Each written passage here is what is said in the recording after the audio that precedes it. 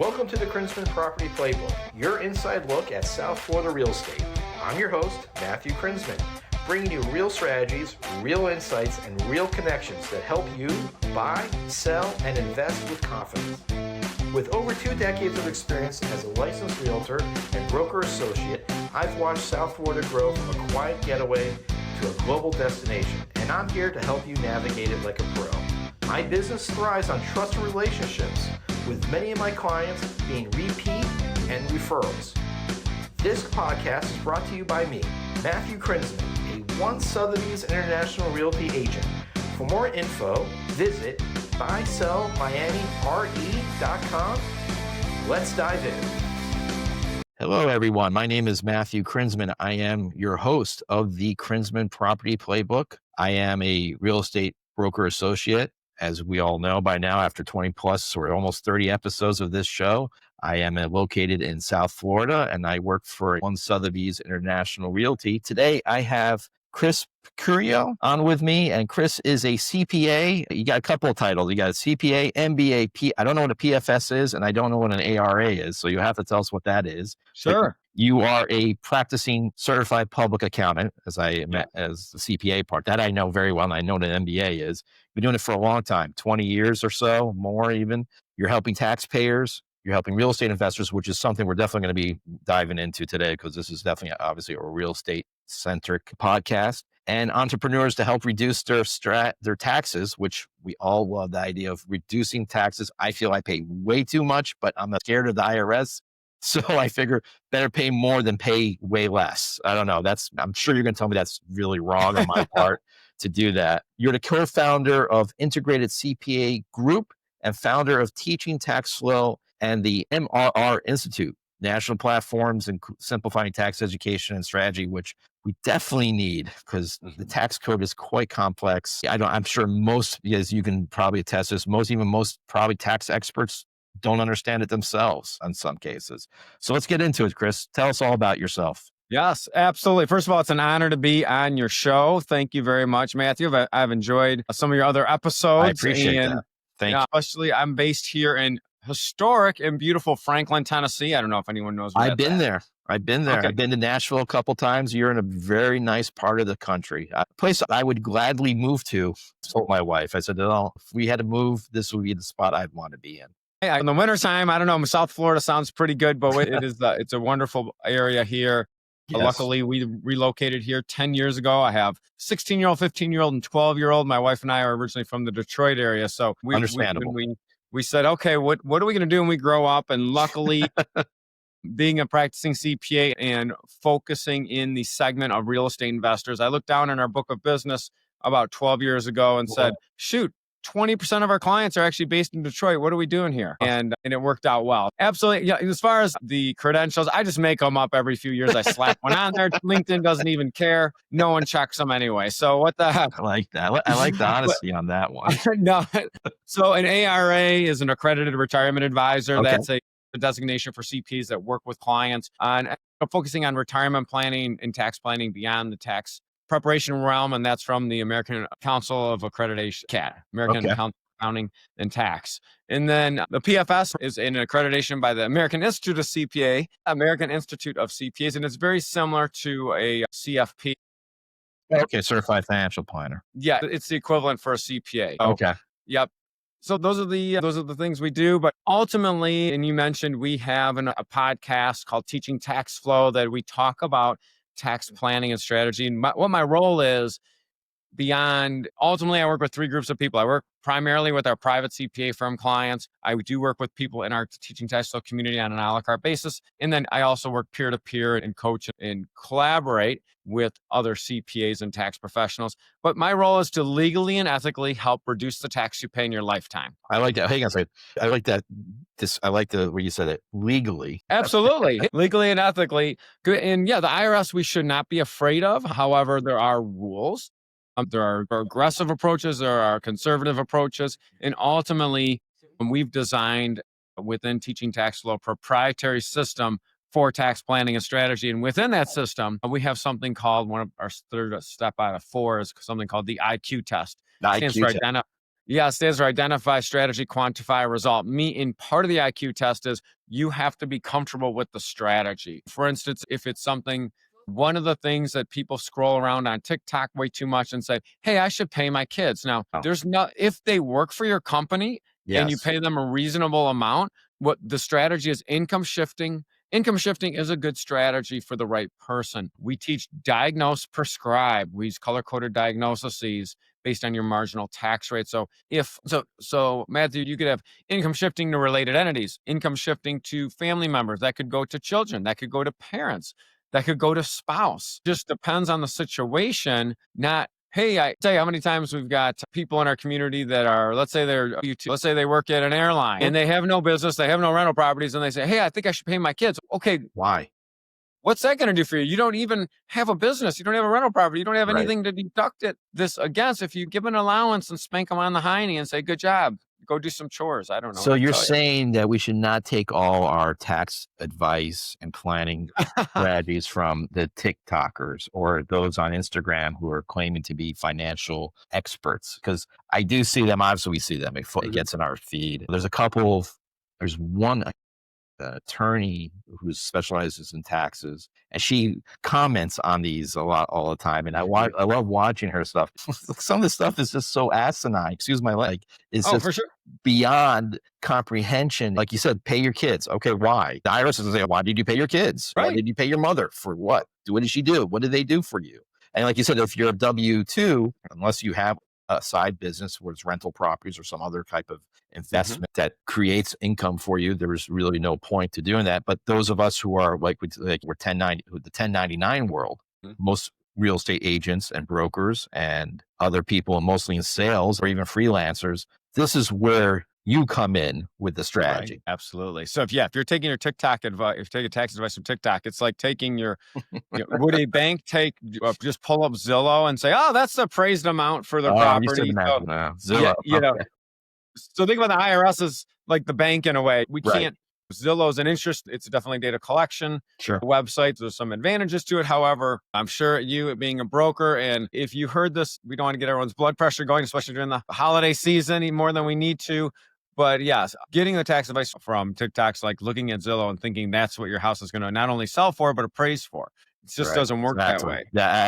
That comes up a lot when you have to agents and broker people in the real estate world. We have to explain it a lot of times. This says my place is worth X. Maybe it's zero world, yes, but in the real world, no. There's always things that will tweak a property or anything else, like you said, that gives it a value or deducts or adds value. It's like going also to WebMD and putting in your what I'm Right. feeling today, and it always comes back. You have cancer. All right, go.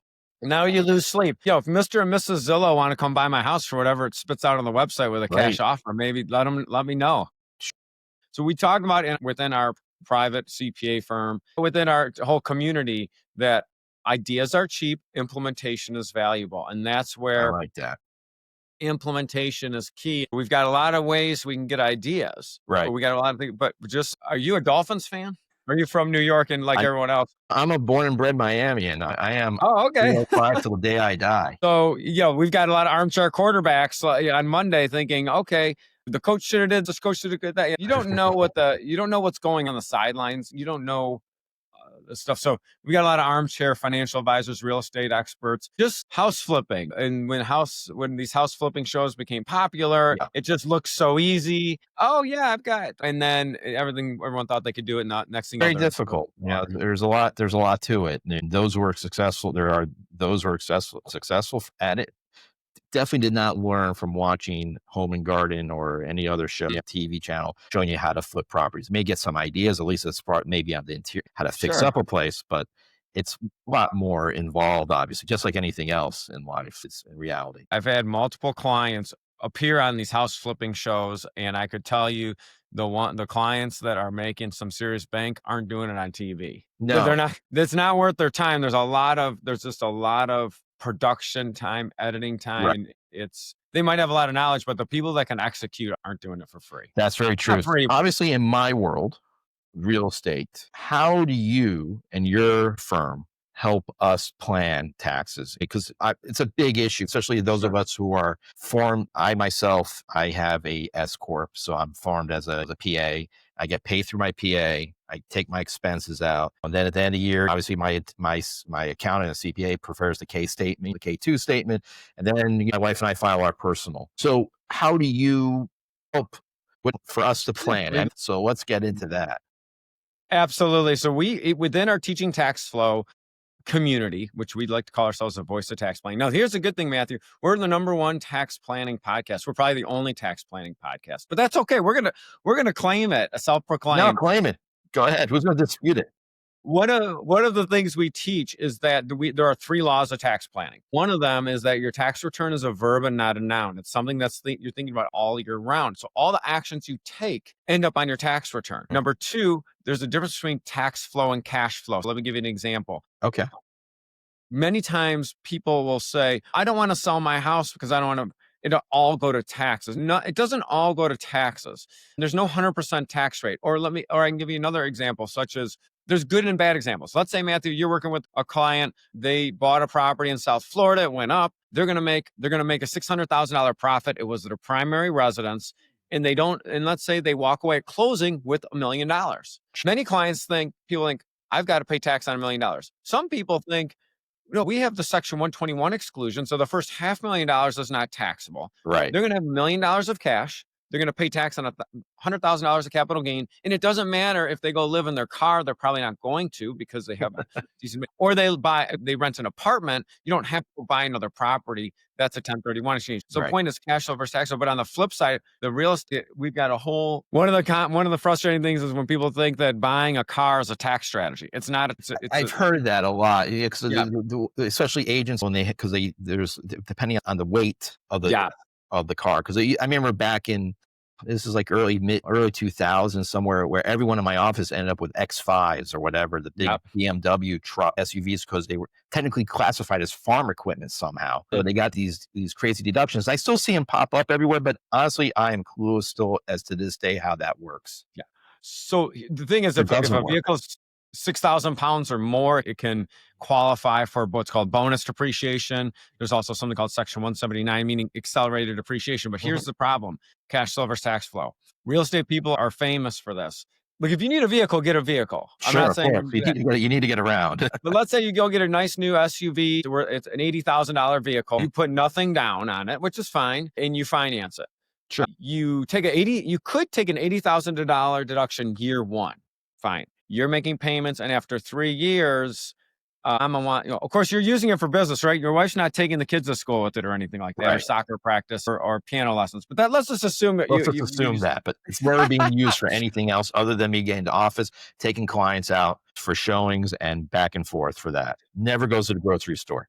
Never, of course. So it's worth $50,000, and you go to the dealership and they want to sell you a new vehicle, and they say, well, that's no problem. We'll give you $50,000 trade-in. Okay. And you walk away with no cash, but now the vehicle's off your hands. The taxpayer might think, I don't know. Okay, I just pay. I have no cash in my pocket. Nothing to do here. No, unfortunately, remember, you took the deduction already. So now you have $50,000 of depreciation recapture. We call that phantom income. Cash flow versus tax flow. You have no cash in your pocket, and you have a $50,000 tax to pay. You have tax to pay on $50,000, and so that's where we got to be tricky with the vehicle. Now, it just depends on the situation. It also depends, like, if you paid cash for the vehicle or you financed it, that has nothing to do with your depreciation deduction. That's cash flow versus tax flow. Got it. The other one you alluded to in the intro, tax agencies. Now, you are in the beautiful state of Florida, just like Tennessee. We have no personal income tax, so we like it down here. Yeah, we do. But if your friends up in New York, and they could have a city tax, they could have a local tax, they definitely have a big state tax. So tax agencies are your involuntary business partner. It's true. You're going to pay them a portion of your profit. But here's the tricky part. Not tricky, but the opportunity. If you don't, either you pick your tax or the IRS picks your tax. If you don't pick your tax, the IRS picks it. So the IRS makes the operating agreement. Your S corp has this amount of profit, and you don't do any tax planning, then you're going to pay the IRS a percentage based on the tax law of your profit. If you do the tax planning, then You pick your tax. So that's just a mentality thing. That's what we work through. We have a I like process to do that. I like So in that. your case, you've got an S corporation. S corporations could be a great tool for the right situation. You probably pay yourself a reasonable compensation. But let's say I'm not sure. Let's say you don't have any other employees. S corp, then it comes down to, okay, if you're in a red diagnosis, meaning a high marginal tax rate, what are our prescriptions for that marginal tax rate? So you might say, I want to put money away. I don't know your situation, but I'm Yeah. just saying. No, but you're right about that though. That comes into the deductions. You're talking now. You're going into a SEP or self-directed IRA pension plans or whatever IRAs, Yeah, whatever you want to call them. And then there's that. I know there's a limit. There's a maximum you can correct. put in every year. That gets that then basically shelters. You want to call it shelters income for until you retire. Absolutely. So let's say in someone's situation like yourself, you want to put money into retirement. So you could and you're the only employee. You could do a solo 401k plan. You could put a significant amount of money in. Now, I had a big birthday this year. I hit 50, which I was really excited about. No, Most you're people get young. very upset. Pardon? You're Yeah. young. I was so excited because for many years, Matthew, I'd go into Kroger. I Yeah, know. I'm Kroger. familiar with Kroger. Yeah. And I'd go in there and I'd get my 1-a-day vitamin, and now I can get Centrum Silver. So I feel so proud that I can walk No, over I'll to the tell you other how many side. supplements and vitamins I'm taking a day. The other good thing is now I can register for the senior division of pickleball tournament, so I don't have to chase around 20-year-olds. Congratulations. Hey, this is great. Things are looking good You for can me. join And up, now by the way.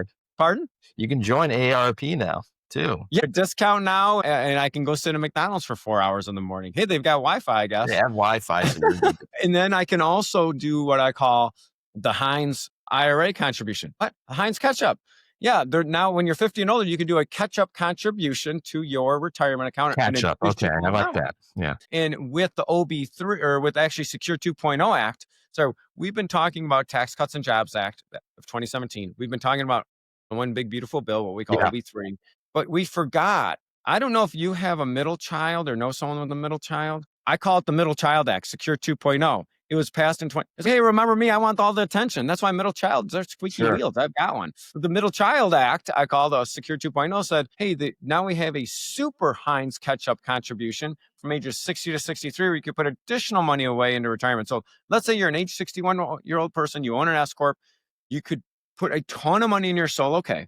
The S Corp can match a significant amount of money as a company contribution and get a deduction for it. And then let's say you're a broker, and let's say you have a spouse that, legitimately helps you with the business. She maybe helps with listings, or you could actually put her on payroll and she could contribute to the solo K plan. So the point is, someone like that, you could sock away a bunch of money if you wanted to, or especially if you're in a high marginal tax rate, or that's going to be on your tax return and you're going to pay the IRS their share of your whatever the tax rate is. Yeah.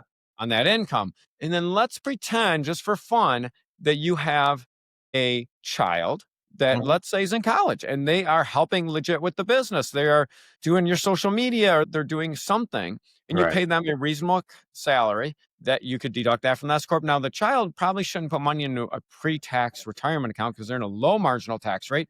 Let's sock money into a Roth for them. Okay. So this is how things work, as far as that's just one strategy of retirement plan contributions for one S Corp. But there are lots of different opportunities. What's there is so there were now that we covered that as far as long-term wealth building and putting away the extra funds away for retirement. You mentioned that the one big beautiful bill act. Yeah. Sorry. That's all right. Yes. Yeah. So how is this? I know there was some tax reform. There was an extension of the tax reform that had passed back in, I guess, under the first term of Trump, and was extended. So I guess now Right. that it's been extended now along with it, but there has been some other tax reforms or I don't know what you call them, reforms, Sure. some savings that have been created for taxpayers here. So what are some of those? Let's talk about that, because we call it OB3. Well, I'm a Star Wars fan, so we got Obi-Wan Kenobi. We got C-3PO. I hope they never have a baby, but you know what? I'm going to combine those names and call it OB3. Wow, that would be interesting to see. I don't know how that would work. Android and he's not really even but that would be one annoying baby. Okay, That but would be go an on. annoying baby. We're going to go stick it up at Epcot Center, or wherever Let's not encourage Disney to come up with that. OB3. Now, here's what happened. And if you've raised kids, like I said, we've got 16, 15, and 12-year-olds. So if my 16-year-old and we said, hey man, you're 16, you've got to go to bed at 10:30. And then he hits 17, and I say, you know what, man? Sorry, your bedtime's 9 o'clock. Whoa. It's going back. You're gonna say, You're what? regressive. What the heck? You're Well, that regressing. was what's pardon? You're regressing now. Exactly. But that was what was going to happen if the Tax Cuts and Jobs Act expired. And Right. we got fat and sassy as taxpayers with these lower tax rates. So what OB3 did is it actually extended a lot of the TCJA provisions that were going to go away. We didn't even, I would say we as a tax-paying community, we didn't realize that was going to go away. So it extended the higher standard deduction, extended the lower marginal the lower tax brackets. It also created inflation indexing for a lot of different things. Okay. So there's a lot of interesting stuff. It also, remember what I said, tax agencies are involuntary business partners. For those watching and listening, think about tax laws are written to it, and this is not a political statement at all. Tax laws are written though to encourage and discourage certain behavior. That behavior is social, economic, and it could be a lot of different things, right? So certain industries are very tax advantaged. So real estate is one of the most tax advantaged industries in our tax code. Like Yeah. you could, and so from the bigger picture, unless we can talk about real estate, the bigger picture, we have 4 new temporary deductions. And I want Let's you talk guys about them, especially if it applies to any of us in the real estate world, especially investors. I think I know a few of them, but you're the expert, so let's get into that. Yeah, so the 4 new temporary deductions that they'll affect real estate investors, but they're for everyone. They're going to be reported on what's called a new Schedule 1A. And I want you to think about votes, right? Think about votes. And these are what we call, so they're deductions for non-itemizers. So you don't have to you could take the standard deduction. Yeah. So then, but they're not above the line, meaning for adjusted gross income. So we call them between the line, and they are all phased out. So phase out means if my income is too much, You don't get it. you're on Santa's bad list and you don't get the deduction. It could be phased out over time. Okay. But here's the challenge. Phase outs are all different, but here they are no tax on tips. Right. So that's a lot of service industry people. No tax on overtime. Doesn't mean all your overtime is not taxable. It means it could not be taxable. No tax. I don't like senior deduction. Our tax code calls people aliens. If you're not a resident, we like foreign nationals, especially in the South Florida. Yep. So let's call them the mature age person deduction, up to $6,000 per person, 65 and older. They've been using the Centrum Silver. I should be sponsored by Centrum. You really 15 should. years now. I should. And then the new deduction for automobile interest. So if you bought a new vehicle, That's if they're assembled in the U.S. They had if they're assembled in the U.S. and a certain amount of U.S. parts are in them. That's for that, right? correct. And we anticipate about 30 to 40 million taxpayers filing that form. That's Really? a lot of Wow. votes, right? There used to be a time when you could. I don't know. I think there was a time back in the 80s where you could deduct interest from those things. I know there was credit card interest was something you could deduct back in the day, because I remember my father adding up his credit cards and the interest rate. But I think those got phased out under Reagan or something before that, or after under Bush one. But those were there. They're worth something like, at least on credit cards. I think maybe on cars too at the time. I don't remember, but they were there. So they brought them back, at least to help the American automobile production. Right. And during the election, it was bantied about that Social Security won't be taxable. Well, that wasn't going to happen. So one of the compromises was, hey, let's have a new deduction for seniors. Which is fair. Yeah, absolutely. So those are the 4. Now let's talk about real estate investors. So what are the best thing for real estate investors? And we could look at things a couple different ways. Let's start with your person on a primary residence. Okay, great. You own a primary residence, but number 1 new deduction is something called the SALT tax. This isn't the stuff you put on your hamburger or eggs. State and local income tax. Now, if you're in South Florida, Nothing. you don't have the state income tax, but your property taxes could be significant. For now, we have the governor and the legislator are talking very seriously, which is something that had been brought up many years ago, but now they brought it up again to do away, at least for those of us who are homesteaded, to do away with the property taxes on that. So yes, I know they can take that as a deduction currently. Correct. And you still have many people that are snowbirds. You have many people that might still own a business in one of those high tax states that are paying a non-resident tax for that portion of their income. So the SALT tax deduction for people that file a Schedule A or itemized deductions, that was capped at $10,000 a year. Now, if you're married joint, it's up to $40,000 a year. Increased it. Yeah. Increased it. Phased out though, phased out at $500,000. Understandable. Again. And then single, it's $20,000, phased out at $250,000. But the higher SALT tax deduction is going to allow more people to itemize their deductions, and it allows more people to deduct that as a homeowner. You could still deduct your mortgage interest up to if it's a newer loan, up to $750,000 of acquisition debt. Now, growing up in Detroit, we didn't have anyone that I went to school with that had a house worth more than 200 grand. Right. 750 doesn't get you far in Williamson County here in Nashville and in many parts of True. South Florida. No, it doesn't barely gets you down the street at this point. But if you have a mortgage of $1 million, you could deduct 3/4 of it at least. Three-quarters of the mortgage interest. That's pretty darn good. Yeah. And then a couple other things. If you are, and this is another TikTok tax advice that gets under my skin a little, but it is my wife and I, we use this. It's called, you may have heard of the Augusta rule, 480A. The Augusta rule means there's two applications to it. So the Augusta rule is based on the golf tournament, the Masters in Augusta, Georgia. Okay. I know where you're going with this. Okay. Yes. You could rent your primary home out for up to 14 days a year and pay no tax on it. If you have a business, you can rent the home out for corporate events and holiday parties and trainings. I've got a client that owns a pool company, and they literally rent their pool out for legitimate training for their employees. When they have employees, this is how you clean the pool. This is how you replace the filters. It doesn't mean, I've got a business, rent my house out. What are you doing in the house? Right. I don't know, sitting around. No, that doesn't qualify. But how does this help someone that is a primary homeowner? Now, some people don't want people trouncing around their house, but let's say you are in South Florida and the World Cup goes there. I mean, I don't know if it's going there, but let's say it is. You could say, look, we're going to have, it's going to be crazy. I'm going to peace out for 2 weeks. I'm going to rent this house to someone, and I'm going to probably make $6,000 to $10,000, and I'm not going to have to pay tax on any of that. So for Florida, that may not really apply, because if it's your primary home and you do rent it out, you lose your homestead exemption. So I don't think anyone's going to be. If you do, and you don't let the state know, and the state finds out about it, you're in trouble. So that's a disclaimer. But I understand what you're saying. So I just want to put a disclaimer there. If you live in Florida and you think you're going to rent out your house for 2 weeks during World Cup, and it's your primary resident, and the state finds out about it, or the local government finds out about it, you're going to lose your homestead exemption. So I don't recommend it, but it can apply to elsewhere, because I know the Augusta rule. I know what you're talking about. So I'm sorry. I just wanted to. I appreciate it. Not a good idea in Florida, unless as long as it's not your primary residence, have at it. No, that's a really good idea. And you could have, but for here, like CMA, faster certain things, we want to get out of here. And usually it's people we know. Then the other thing is the golden goose. So I didn't get an A+ in social studies, but I do. That was my guess. That's awesome. Okay, so I'm gonna put you on the spot in your own show. House of Representatives. What's the term length for a House of Representatives? There is no term length, but it's 2 years at a time. 2 years at a time. That's they're not termed out.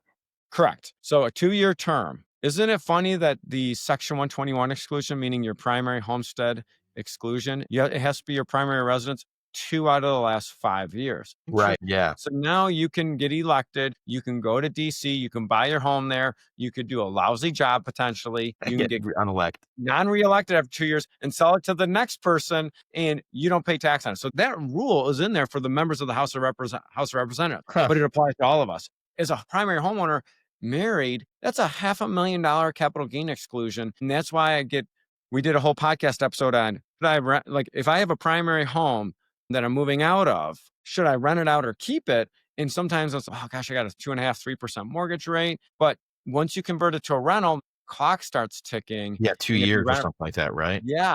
If you rent it too long, you could lose up to $500,000. So again, it's a personal family decision. Again, but that's someone like you giving good tax advice or good tax planning advice or strategy. That's really an important point, what you said about if you buy a new home and this is no longer your primary, and you have obviously the exclusion up to $500,000 profit, you have 2 years, your clock starts ticking. So remember that, and do not turn that former primary residence unless you can make so much money on rental income, which is doubtful. You'll never, I don't think will make up for the difference you're going to lose on the deduction. But remember, you have 2 years, so at least 2 years you could make rental income off of it. Absolutely. You've got to think about that. So that's a nice advantage. And then as far as non-real estate investors, one other thing to consider is this. If you inherit real estate, yes, you're going to get a step up in cost basis. Right. So let's say, God forbid, you're in South Florida. You've been nagging mom and dad to move down there with you, but they're stuck in their apartment in Queens because they just won't leave. And they want understand. Yeah, happens. The misery loves company up there. I was just up there. for work, but they bought it, forever ago for $100,000 and it's worth $2 million. So even if they sold it, they'd have a big capital gain. They pass away. You step into you get a step up in basis up to $2 million. You get sold the next day. It's based on the time of death, or you have to do a valuation. I've done these before, so Yeah. I know exactly what you're talking about, because when it comes to probate, they do ask the court or the probate attorneys will ask, okay, what was the value at this date and what's the value today for the step up purposes, which is great. That's a great tax savings again. And think about this. So that's really, and those are all tax advantages. Mhm. And you didn't even buy a rental property yet. We haven't even Yeah. touched on. I know, quite great. Yes. Yeah. So you've got rental properties. Sometimes we have clients that want to buy rental properties and they're not, and let's say they're using a property manager, or it's rental properties by default as a passive activity for taxpayers, meaning Right. losses from rental activities aren't deductible in the current year, but they're deductible down the road. They carry forward unless it's considered non-passive. When a rental activity is considered non-passive if it falls into one of two categories.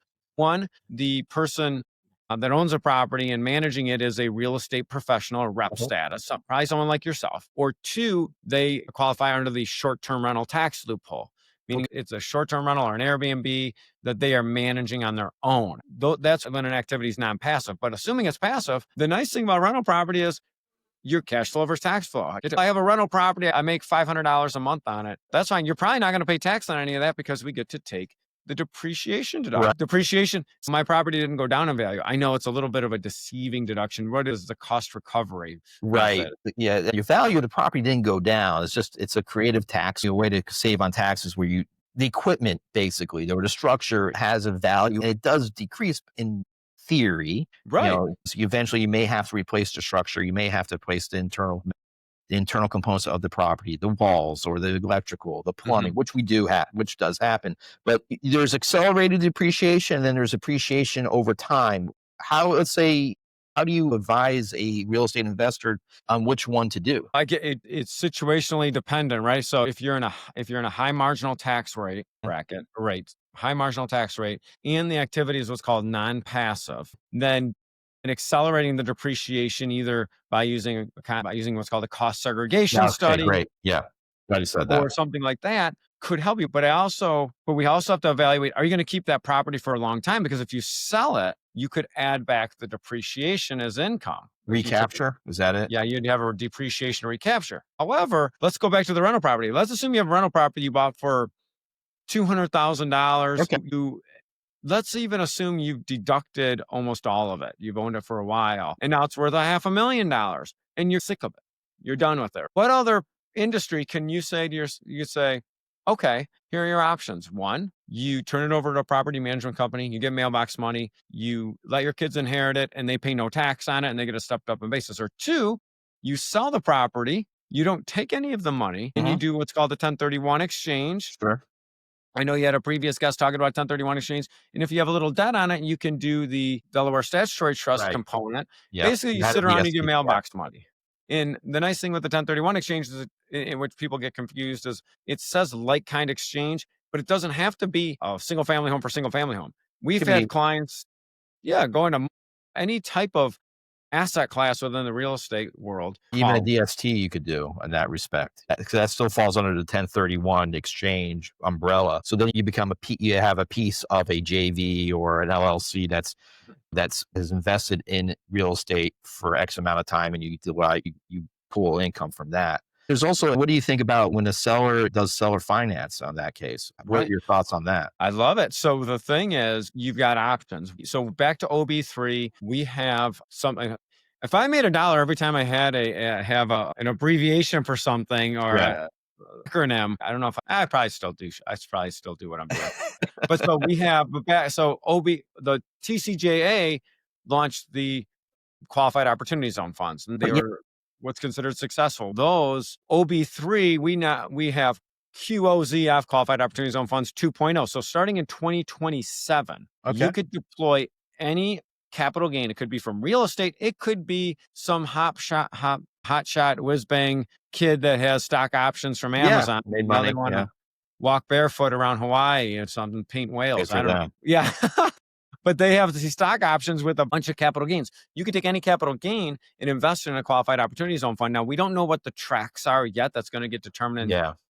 in the summer of 2026, but you can take any capital gain and put it into that. So you have another way to deploy that capital gain. And with the new qualified opportunity zone funds, you're going to have a 5-year deferral a rolling deferral period, because all of the previous opportunity zone funds, the deferred gain becomes taxable on December 31st, 2026, and you got to pay the piper by January 15th. I'm going to get back to the installment sale because it's going to tie in. So the OZ funds, it's a 5-year rolling deferral period. And if you own it for 10 years, you get a full step up in basis, which is phenomenal. So you have a $100,000 capital gain, you slap it in an opportunity zone fund, you don't pay tax for 5 years. And then after 10 years, let's say it's worth 200 grand and you sell it, you pay no tax on it. Because you got the step up. You get the step up without having to get hit by a beer truck. Not too bad. Not bad at all.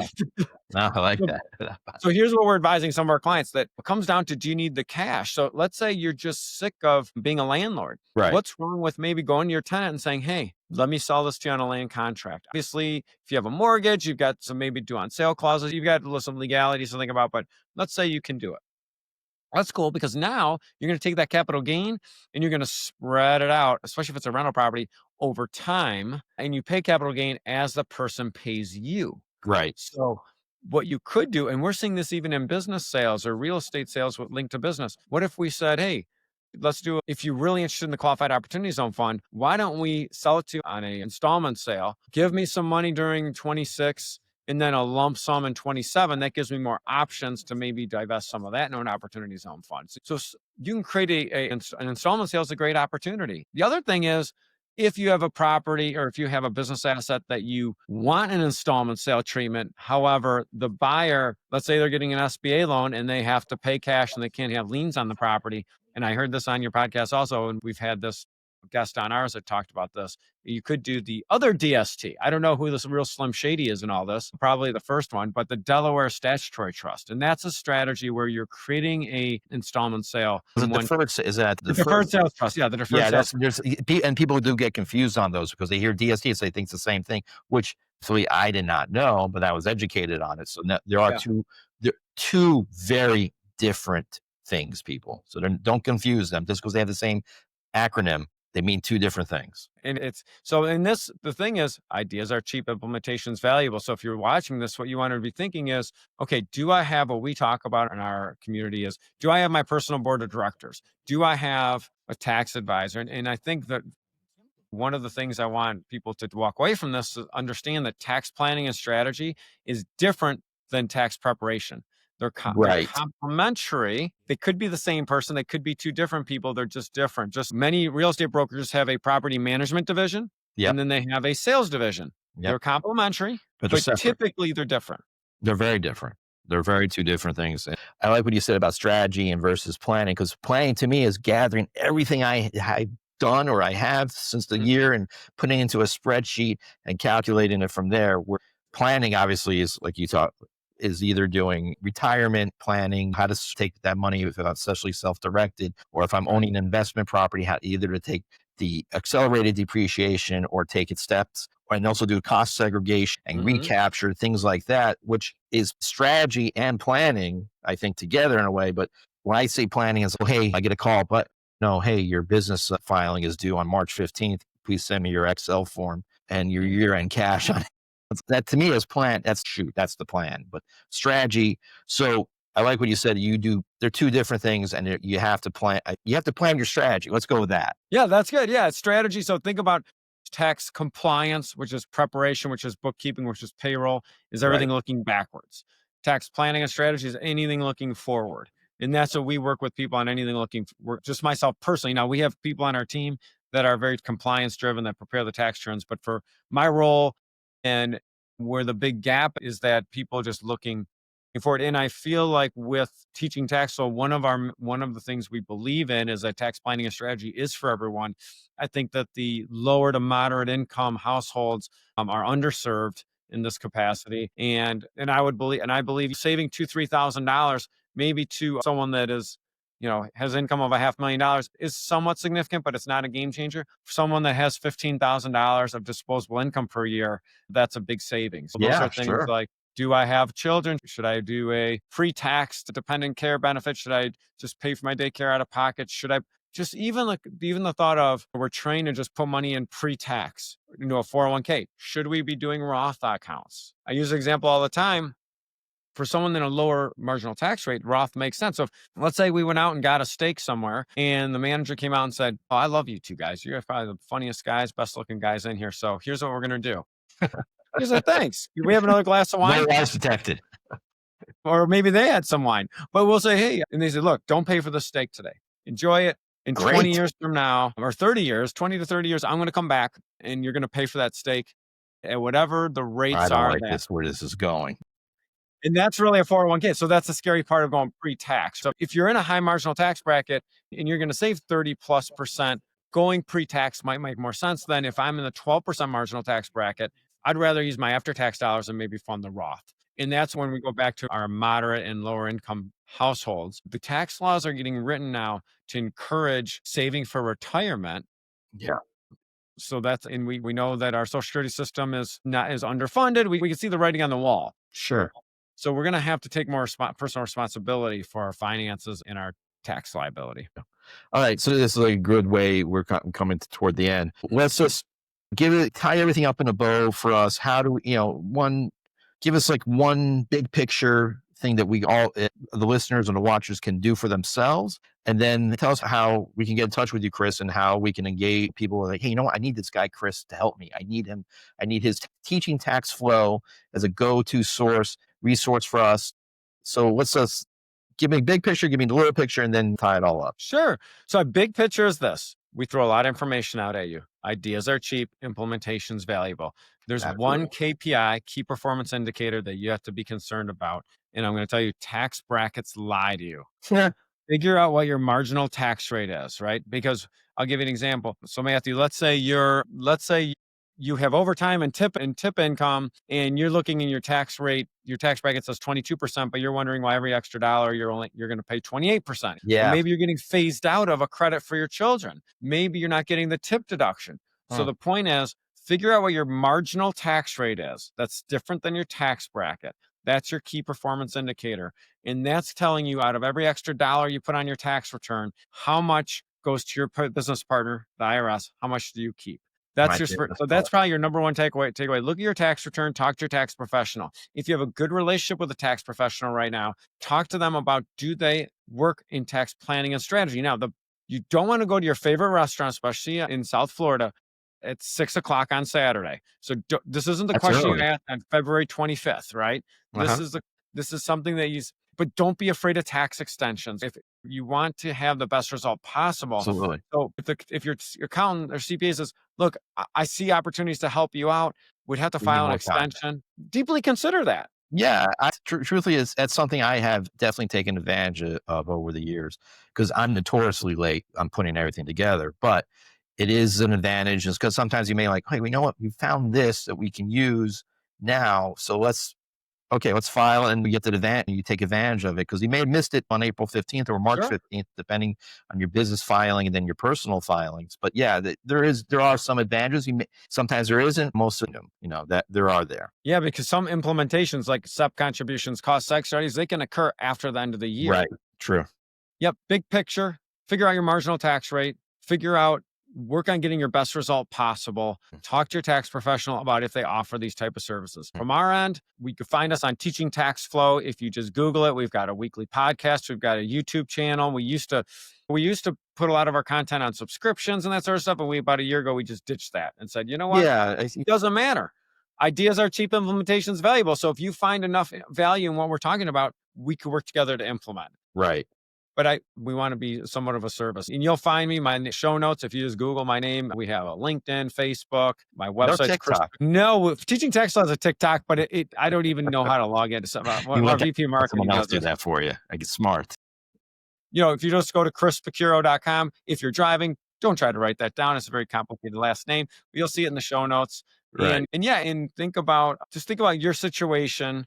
again, ideas are good. I think that, the implementation is most valuable. And try not to get FOMO, right? Don't worry about what other people are doing. Comparison's the thief of joy. Think about what your tax situation, what your goals are, and does your tax plan fit in your financial plan? Perfect. I love that. All right. So that's a great way to end it.